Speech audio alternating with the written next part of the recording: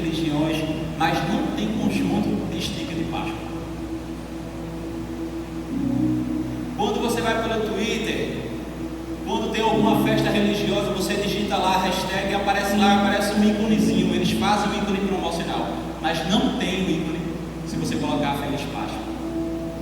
Significa que muito do que a gente prega está querendo ser esquecido. E é por isso que eu tenho que começar relembrando que Páscoa não é apenas chocolate, não é apenas um coelhinho da Páscoa. Inclusive nas nossas escolas, os nossos filhos voltam todos fantasiados lá de coelhinho, né? Com a orelhinha e tudo mais. Mas, convenhamos, não cabe à escola educar seu filho religiosamente. Cabe a você, pai e mãe. É por isso que quando seu filho chegar em casa e coelhinho da Páscoa, você faz: que bom, filho, ganhou chocolate, colesterol e você é muito novo, não vai fazer efeito nenhum, seu metabolismo é bom. Mas senta aqui que eu quero te falar o real sentido da Páscoa. E brevemente, eu não quero me ater ao texto que você já conhece lá de Êxodo 12, mas eu vou citar rapidamente aquela história, que é a instituição da Páscoa lá em Êxodo 12. O povo de Israel ele estava cativo e preso no Egito. Apesar de sucessivas pragas, o coração do faraó era endurecido. Mas chega num momento em que Deus diz a Moisés o seguinte: olha, esse vai ser um dos principais meses. Vocês vão fazer o seguinte: vocês vão separar um bezerro sem defeito, um bezerro novo, um bezerro sem defeito, um bezerro de boa aparência, o melhor bezerro. Vocês vão matar, vocês vão festejar aquela noite, só que o sangue vocês vão colocar nos umbrais da porta, porque quando o anjo da morte passar, ele verá o sangue nos umbrais, e aí ele passará pelaquela casa sem ter o efeito de matar o primogênito, que seria a última praga. O anjo da morte passaria, e ali ele mataria o primogênito de todas as famílias. Mas quem tivesse o sangue do cordeiro perfeito separado na celebração dos pães asmos, nos umbrais da porta, a morte não alcançaria. A morte não alcançaria. Páscoa significa passagem. A passagem do anjo que passaria e tiraria a vida daquele que não tivesse marcado com o sangue do cordeiro. E isso é muito significativo para a gente, porque, como diz o autor de Hebreus, que o Antigo Testamento é a sombra dos bens vindouros, ou seja, a sombra daquilo que ia acontecer no futuro. Isso aqui apontava para Jesus Cristo e o seu sacrifício na cruz. Isso é tão verdade que em Deuteronômio capítulo 18, Moisés vai olhar para trás e vai dizer assim: olha, Deus levantará alguém como eu para libertar o povo de uma vez por todas e cabalmente.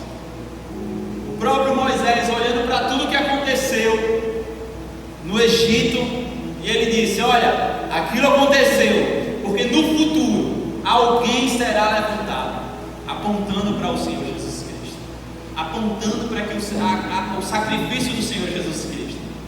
E é por isso que isso mexe com a gente, porque, meus irmãos, ano após ano, de Moisés até Jesus, foi muito tempo, foi muito tempo, mas existia uma promessa para o povo. E eu já tento me recordar, assim, imaginar na verdade, que todo ano, por ocasião da Páscoa, eles sentavam assim, eles começavam a falar da promessa, para que o coração tivesse cheio de fogo, para que a promessa do Senhor Jesus não fosse, de Deus, não fosse esquecida. E geração por geração, eles esperavam o cordeiro que de uma vez por todas livraria eles, livraria o povo de Israel. É por isso que quando chega no tempo de Jesus Cristo, o Messias era tão esperado, a promessa estava tão vibrante no coração do povo de Israel, aqueles que por geração em geração foram ano após ano falando das promessas, motivando o seu coração na promessa de Deus, que quando Cristo chegou, oh meu Deus, os discípulos é Ele que vai destronar aos gregos, aos romanos, é Ele que vai estar no trono, é Ele que vai reinar, é Ele o rei prometido. Só que o reinado de Cristo não era meramente um reinado terreno, era um reinado espiritual também.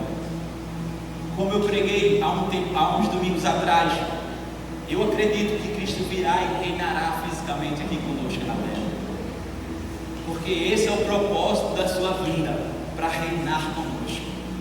Mas aquele ainda não era o tempo, e por isso que eu fico pensando, se fosse eu também pensaria isso. Se eu estivesse lá, também pensaria que Cristo vinha para reinar no lugar daquele, porque o povo de Israel naquela época era um povo oprimido pelo governo lá, e eu pensaria a mesma coisa. Mas meus irmãos, Cristo vem, e aí Ele é o Cordeiro preparado. Em Isaías 53 vai falar precisamente coisas tão detalhadas, tão incríveis a respeito de Cristo e o sacrifício dele. Era como se o Senhor tivesse, olha, está vendo aquela promessa lá desde Moisés? Ela continua viva e Ele dá um novo gás ali. E ali Cristo é aquele que é moído pelos pecados do mundo.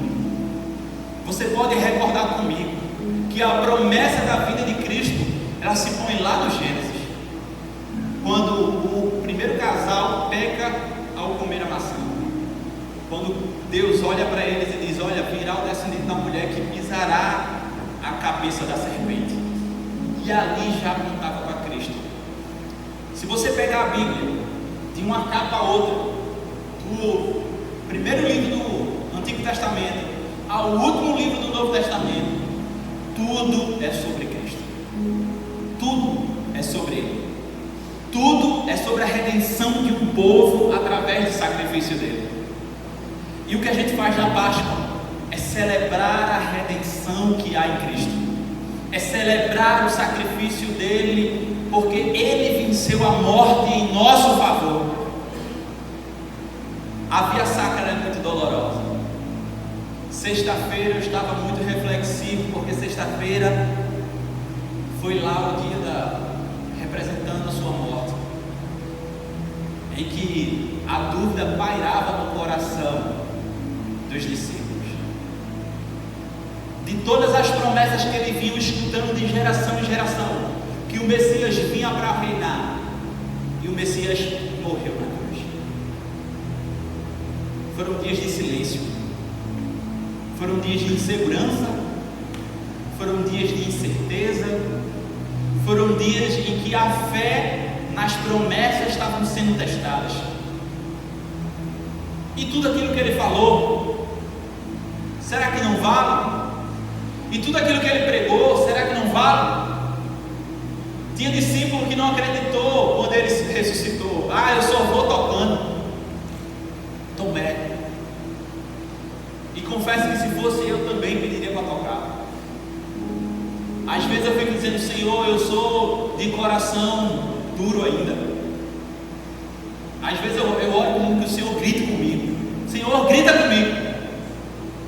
Era a mesma coisa com os discípulos. Alguns mais sensíveis, outros não. Mas meu irmão, ele de uma forma cabal, ele ressuscita, aleluia. Ele ressuscita. E eu quero retornar para o Antigo Testamento. No Antigo Testamento tem uma palavra que diz assim, olha, quando uma grande dívida está sobre uma pessoa que ela não tem condição de pagar, ela se torna escravo daquele o qual você contraiu a dívida. Então ele vai pagar com o seu trabalho durante muito tempo, dependendo da dívida, e ali quem devia se tornava escravo. Não só você, mas sua família se tornava escravo também. Mas poderia acontecer de que alguém pudesse vir e pagar a sua dívida. Isso está lá nas leis judaicas. Se alguém viesse e pagasse a dívida, não é que você estava livre, você mudou de dono. Você servia a uma pessoa por causa da dívida, e quem pagou sua dívida, você se tornava escravo daquele que pagou sua dívida. Jesus pagou a minha dívida e a sua dívida. O preço que foi pago por Jesus na cruz, que trouxe libertação para mim e para você. Mas Cleverson, que libertação é essa? É a libertação do jugo cabal do pecado sobre a sua vida. O pecado não tem mais poder sobre você. O poder de aprisionar, porque o salário do pecado é a morte. E existia uma morte pairando sobre todos os homens, porque o pecado entrou no mundo através de Adão. E a Bíblia vai falar em Romanos 3, vai dizer assim, ó, todos pecaram. E a gente, meus irmãos, não tinha condição nenhuma de pagar essa dívida. Só que Cristo foi e pagou. Isso é Páscoa. É a libertação. Um Redentor veio sobre você e pagou a sua dívida. Agora você se torna escravo de Cristo. Você mudou de dono. Você não mais é escravo do pecado, você é escravo de Cristo. E sabe o que Cristo faz? Diz o texto bíblico: não chama você mais de escravo, mas de amigos.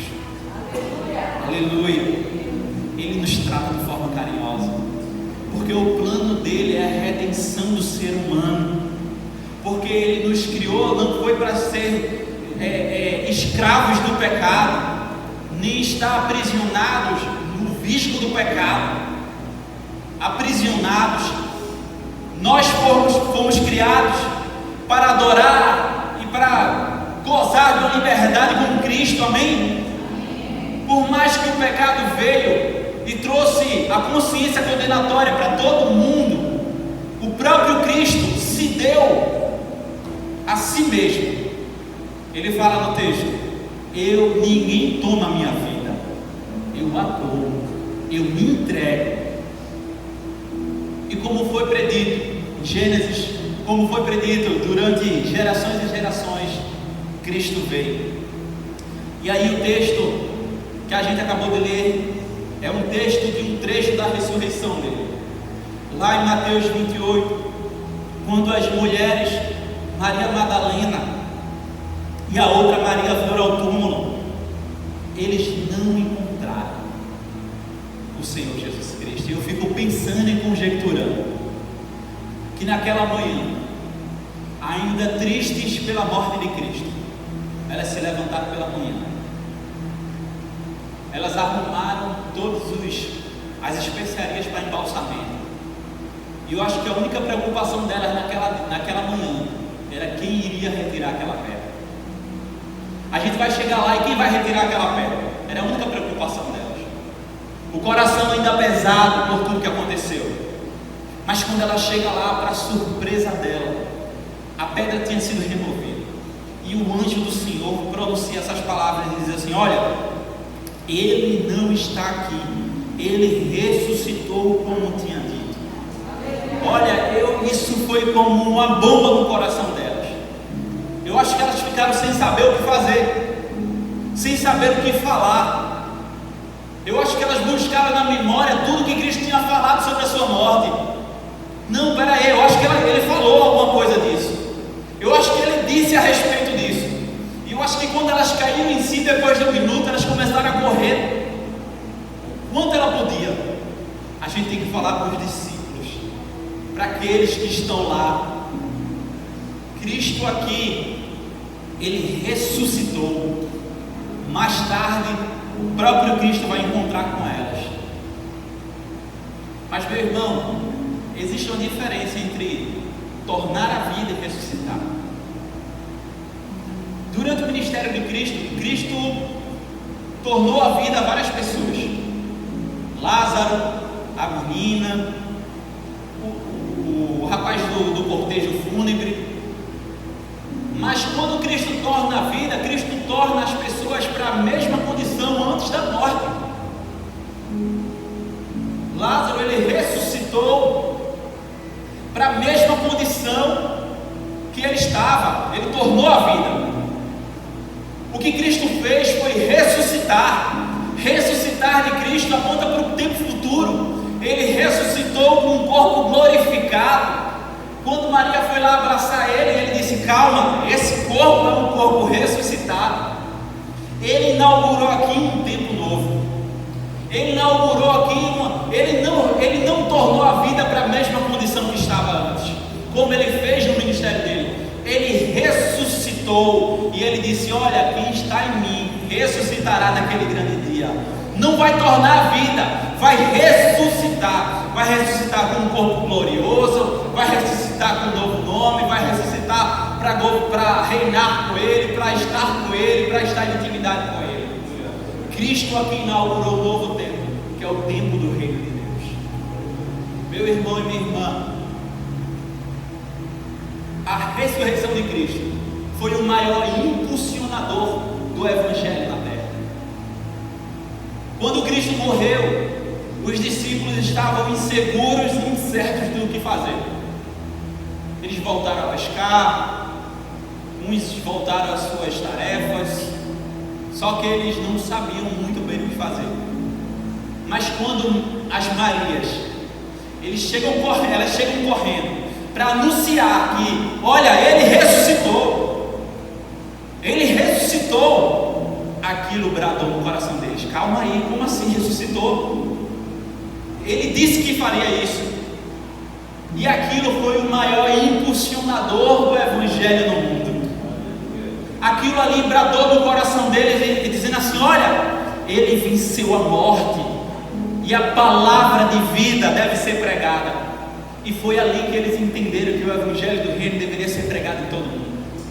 A partir daquele momento, não importava quem estivesse na frente deles, se autoridades ou se não. Antes eles correram.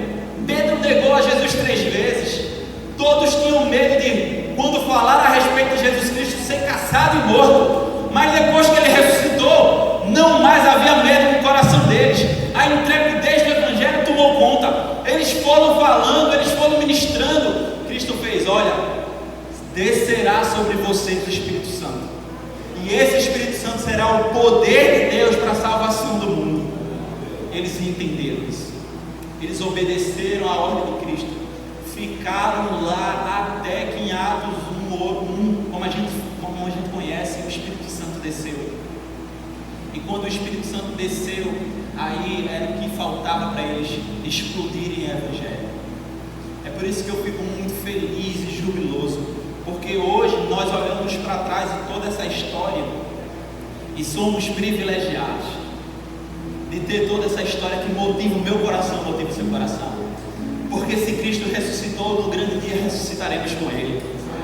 A esperança do crente é reinar com Ele no futuro, na glória, porque foi para isso que fomos feitos, para a glória de Deus. E é por isso que nos impulsiona a pregar o Evangelho. É por isso que eu fico feliz como o pessoal ontem que saiu na madrugada pregando o Evangelho, aqueles que estão sem esperança. Sabe o que motiva esses irmãos a saírem daqui, pegarem um carro e na madrugada saírem pregando o Evangelho? É a ressurreição de Cristo.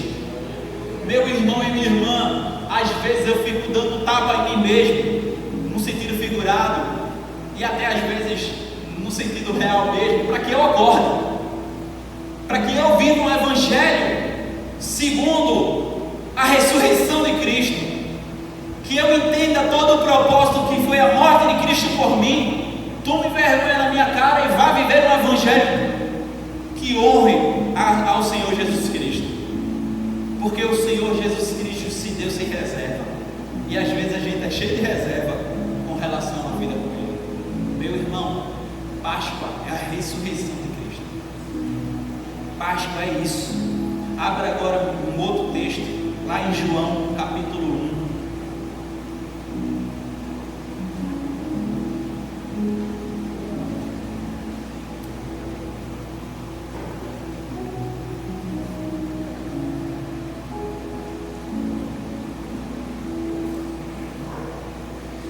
quero ler do 1 ao 5. João 1, o Evangelho de João 1, de 1 ao 5.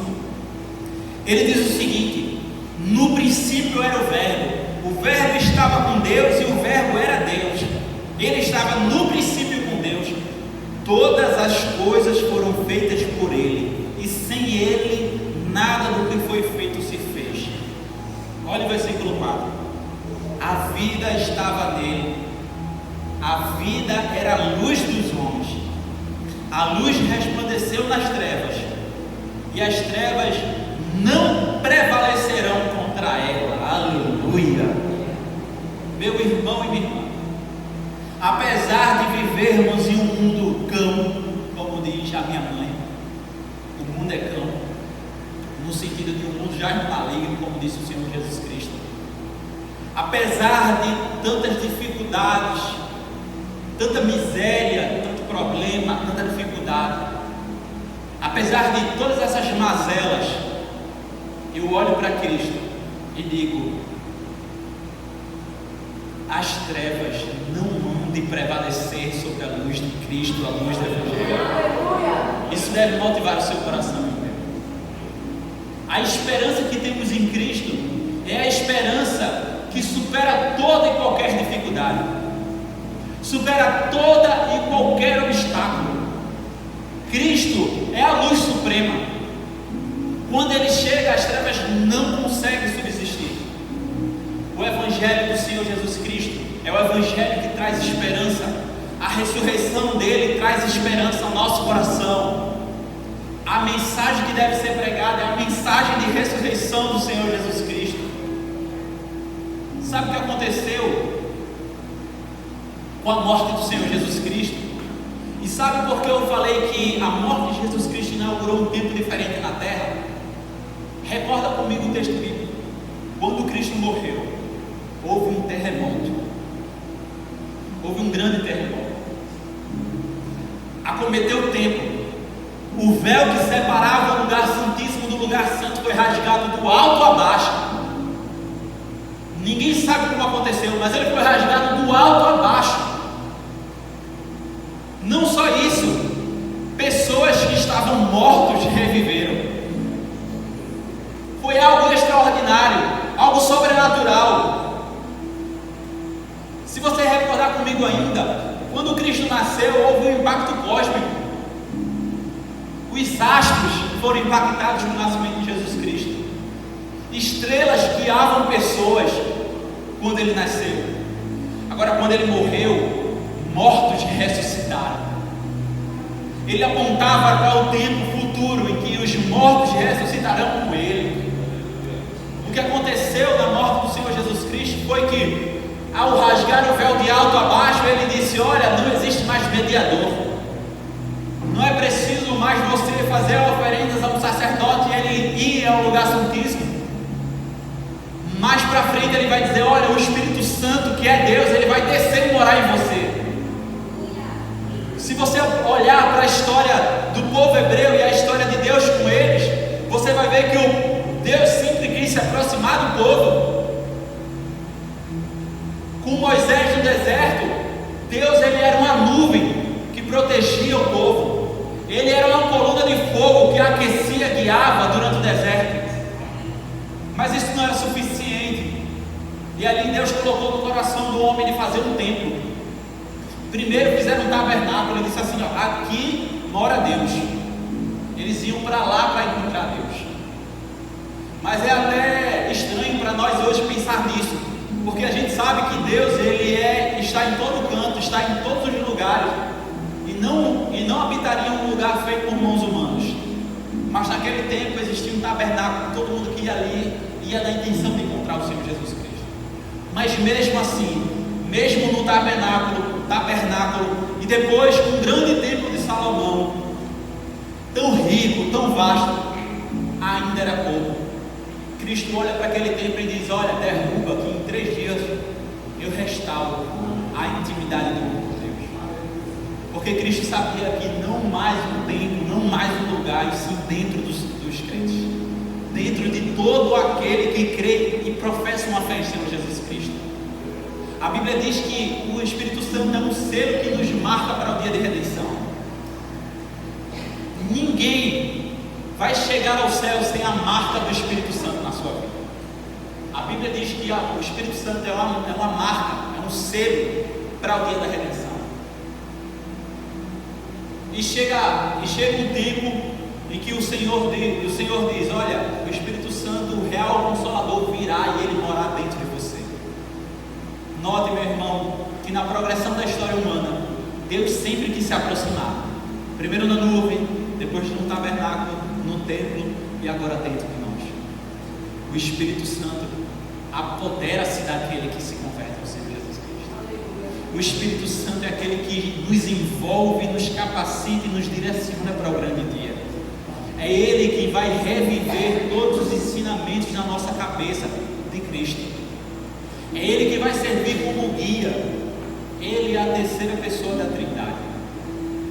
E sabe por que Ele veio? Porque Cristo ressuscitou. Porque Cristo ressuscitou.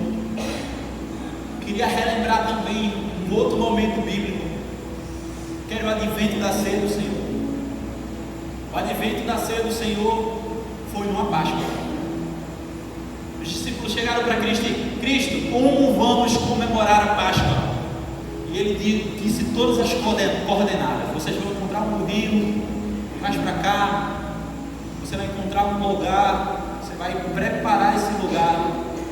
Cristo teve a entrada dele, e na Páscoa Ele fez um memorial, para que eu e você nunca possamos nos esquecer do sacrifício do Senhor Jesus Cristo. É por isso, meu irmão, que eu e você, que aceitou o Senhor Jesus Cristo como Senhor e Salvador, não podemos deixar morrer na nossa sociedade a verdadeira Páscoa. A verdadeira Páscoa é a celebração da redenção que temos em Cristo.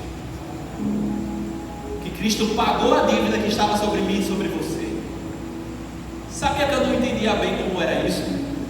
Quando eu era adolescente, confesso que eu levantei a mão, mas eu não me converti no momento de levantar a mão. Eu fui me convertendo à medida que eu fui me envolvendo e entendendo. Eu sei que ali foi muito importante para mim, foi significativo e foi um passo de fé para que eu pudesse chegar a um conhecimento mais profundo de Cristo. Mas eu confesso, meu irmão, que eu levantei a mão e mesmo assim eu não entendia muito bem. Sabe por que eu levantei a mão? Porque algo dentro de mim disse assim: ó, vai. Algo dentro de mim dizia assim: ó, vai, se levanta a mão. No dia que eu me converti, eu fui o primeiro a levantar a mão. O pastor, eu acho que ia fazer sucessivos apelos, mas quando ele disse: quem quer, eu estava lá, levantando a mão. Porque aquilo dentro de mim dizia assim: vai. E aquilo foi o Espírito Santo, e eu comecei a compreender isso depois. O Espírito Santo me moveu. Mas aí o Espírito Santo foi me guiando e me direcionando.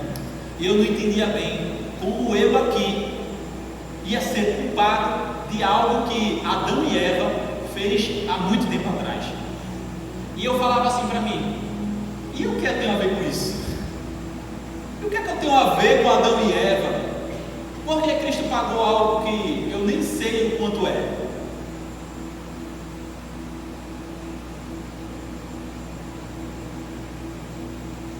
Dúvidas pertinentes a um adolescente curioso. Mas foi ali que eu pude compreender, porque o primeiro passo para o conhecimento é a dúvida. Você precisa ter a dúvida. Se você não tiver a dúvida, o conhecimento vai ser apenas o que falaram para você. Às vezes você tem que ir mais profundo, às vezes você tem que começar a perguntar as coisas. Eu acho que os grandes direcionamentos de Deus foram feitos mediante as orações e as pessoas ousadamente questionando Deus. Senhor, se tiver 2, Senhor, se tiver 3, Senhor, se tiver... E aí o Senhor falando e respondendo todas as dúvidas. Porque, meu irmão, quando você pergunta a Deus, Ele vem passeando num mar de interrogações. Ele não vem mergulhado no mar, não. Ele vem pisando em cima. Sabe? Sabe por quê? Porque Cristo é aquele que tem todas as respostas. Eu sou o caminho, a verdade e a vida, diz Ele. E todas as minhas questões que eu levava para ele, ele vinha com um bálsamo no meu coração. E eu pude criar raízes fortes, porque Cristo ressuscitou. E ali eu pude entender que algo que aconteceu na humanidade foi liberado para todo mundo. E eu ficava me questionando a respeito disso. E eu pude entender que a humanidade foi feita por Deus para que pudesse servir a Ele em louvor e glória. E em determinado momento a humanidade se desgarrou disso. É por isso que hoje em dia tem muitas pessoas que não adoram o Senhor Jesus Cristo. Você já parou para pensar nisso? Não no sentido das pessoas incrédulas, mas no sentido de Deus fazer um povo que não ia adorar, de Deus fazer um povo que viraria as costas para Ele. Eu me perguntava muito isso: Senhor, por que o Senhor criou? Às vezes eu fico pensando: Senhor, não seria mais fácil fazer robôs que todo mundo ia adorar o Senhor? Mas nem as criaturas celestiais são assim. Satanás levou 1/3 dos anjos com ele em rebeldia. Satanás, que foi um dos rebeldes, ele trama até hoje nos corações humanos, para que os corações humanos permaneçam distantes da vontade de Deus. E eu pude entender que a humanidade foi se desenvolvendo e muitas vezes longe da vontade do Senhor Jesus Cristo. Mas aquele meu questionamento de que o que é que eu tenho a ver com isso, eu também não tive a ver com a solução que Cristo derramou na cruz. O que Cristo fez na cruz por mim foi sem eu pagar nada, foi sem eu ter dado um tostão. A dívida que quer queira que eu não, quer queira eu, quer queira não, estava sobre as minhas costas, sobre as costas de toda a humanidade, foi sanada pelo Senhor Jesus Cristo. Então, se eu não tinha culpa e não tinha nada a ver com Adão e Eva, eu também não tinha nada a ver com Cristo pagando por mim, mas Ele pagou. E se Ele pagou, eu olhei para isso, e quando eu olho para isso, eu posso entender que sacrifício foi para salvar a humanidade. Você para pensar, nós temos uma salvação, uma eternidade para curtir com o Senhor. E Ele nos deu isso porque Ele nos ama. E o amor dele constrange ao nosso coração. Meu irmão e minha irmã, um testemunho que eu posso dar a você hoje que não tem ao Senhor Jesus como Salvador, é que a vida com Ele é muito boa. Não no sentido de que tudo vai dar certo, mas no sentido de que você começa a entender certas coisas do mundo. O Evangelho alarga o conhecimento. Quando a Bíblia diz que o ímpio, ele não sabe discernir a mão esquerda e direita, e o certo e o errado para ele é tudo a mesma coisa. E eu ligo a TV e vejo tantas notícias, tantas barbáries, e eu entendo que realmente eles estão perdidos. É porque eu tenho uma consciência hoje que Cristo colocou no meu coração, e minha visão alargou. Eu hoje tenho um Espírito Santo dentro de mim, que me encaminha, Ele me alerta, Ele é meu guia, Ele me direciona, Ele sopra no meu coração as vontades do Pai, e toda vez que eu entro em intimidade com Ele, Ele fala comigo. Meu irmão, minha irmã, a Bíblia diz que aquele mundo perdido são como ovelhas que não têm pastor. Não sei se você sabe como é uma ovelha sem pastor. A ovelha sem pastor, ele está desgarrado, ele não sabe para onde ir, porque o pastor junta as ovelhas, guia para os pastos, mas se não tem pastor, qualquer caminho serve. Isso é o retrato do mundo hoje. Eles são como ovelhas que não têm pastor. Mas o Senhor Jesus Cristo diz que a ovelha conhece o seu pastor pelo som da voz. Sabe o que é curioso? Quando Cristo ressuscitou, que Ele encontrou as mulheres, ele começou a falar, só que elas olhavam para ele e não reconheciam. Mas quando ele falou, elas, poxa, eu conheço essa voz. Como a Bíblia falou, as ovelhas conhecem o pastor pela voz. E elas olharam assim e disseram: é o Senhor, é o Messias. Meu irmão, minha irmã, muitos precisam ouvir a voz do pastor Jesus Cristo.